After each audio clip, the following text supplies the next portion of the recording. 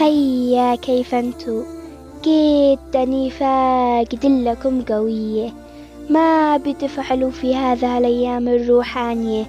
ومع جيات رمضان، ورمضان كريم وباقي أيام ويجي أحلى شهر رمضان. أما أجواء رمضان هي حالي قوي تجنن صدق.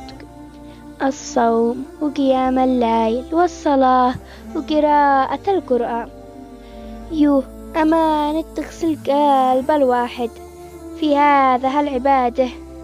أما الأكال يهيها ما أقول وما أوصف، حتدي لكم الجوع، وبالذات الفطور في الجامع ما أحلى.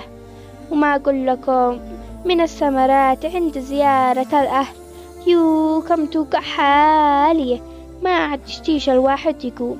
تشتوى الصوت قول لا ابن عمه، ما لقيتش كلام يوصف رمضان وأجواء رمضان وروحانيته.